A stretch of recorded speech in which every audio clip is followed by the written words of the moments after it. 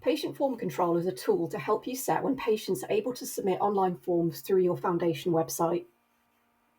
This tool can be used by dashboard administrators to restrict patient forms when the practice is either closed or experiencing increased demand. To access the controls, go to your website address and add /patient-form-control. Once you're logged in, you'll see some options on the left of the page. Form Schedule is the page that's displayed once you log in, and you can set up multiple schedules to control access to your forms for different situations. These can be changed and edited at any time to coincide with the demand on the practice. Before you set up a schedule, you'll need to create a notice that will be displayed to the patient when you've chosen to limit your form availability, and this is what you'll use the notices pages for. To create a notice, click on the Add button, and this will take you into a page to add your message. So we'll select the practice and name the notice here. This will only be displayed internally so you can identify different notices. Notice heading will appear at the top of the message the patient will see, and the notice content is the message that the patient will see. You've also got some formatting options, so you can do things like bold or italics or add links to your text if you'd like to. We have some options that you can add. These patient options will display underneath the notice and will help direct the patient to alternative help or information that's available. Select the plus icon to add each option, and you can choose to include a page from your practice website, an external web address, a telephone number, or an email address.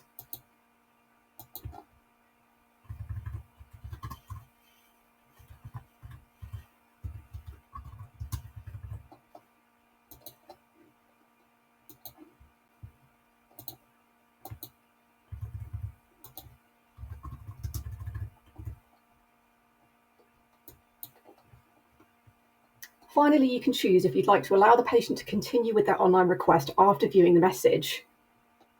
If you select yes, it will allow the patient to continue to submit their request, and you can customize the message that you'd like to display with this option. If you select no, it will stop patients from submitting the form entirely when the practice is closed. When you're done, click Save, and we'll go back to the Notices page where we can see the details of the one we've just set up. You can go back in any time to edit this notice or delete it when it's no longer needed. Now we'll go to add our schedule. So under Form Schedule, select Add, select the relevant site, and then select the notice to assign to it.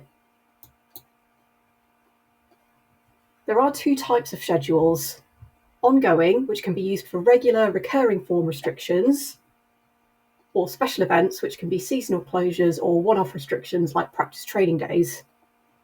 You can choose to set up both within one schedule if you're happy for the same notice to be displayed for both events. For ongoing schedules, we have some different options to choose from.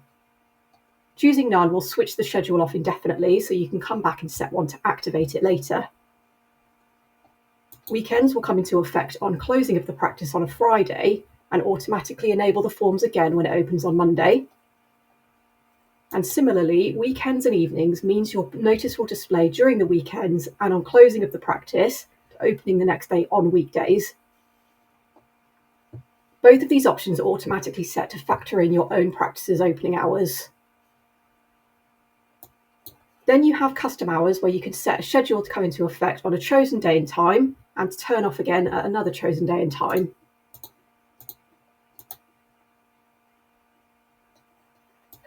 Indefinitely will schedule the notice to display on selected forms all the time.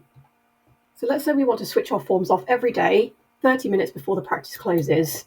So we'll add our buffer time in here. We'll select weekends and evenings.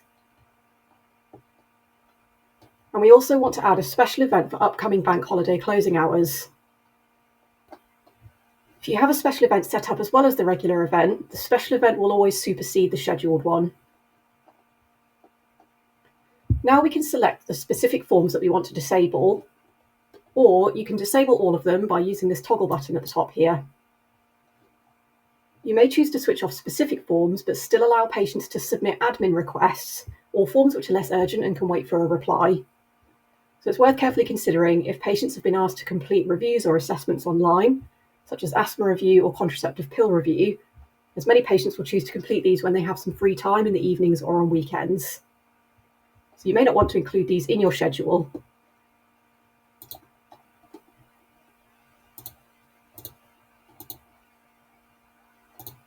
After you've made your selections, press save and your schedule is set up.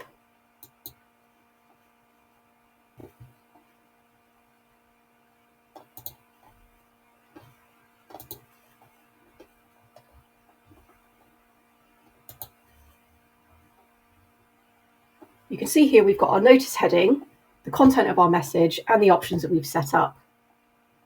The patient does not see the form and can't submit their request. In cases where we want to set a notice to encourage the patient to seek an alternative method, but still allow them to submit their request, we can create a different notice and schedule and change the content of the notice slightly, tell the patient if their request is not urgent and that they're happy to wait. So let's have a look at what this will look like for the patient. For a response, they can continue.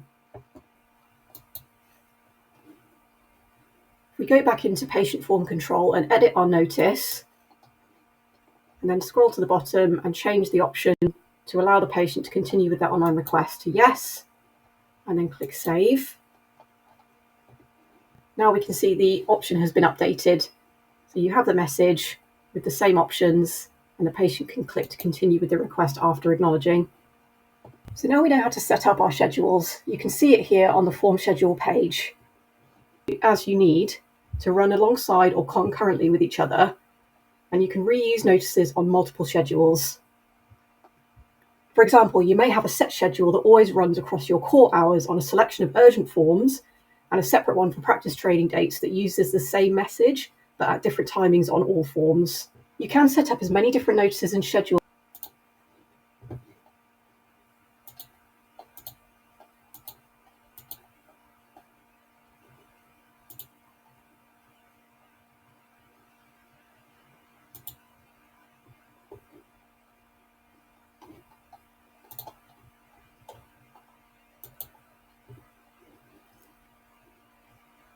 The left menu also has some useful statistics which are broken down into 3 parts. The Access Overview tab gives you an overview of the amount of clicks overall that have been recorded when a schedule was in place, and this is broken down into the last 24 hours, 7 days, 30 days, and 12 months. Then we have our patient option statistics, which shows you the options that patients went on to select when the notice was in place.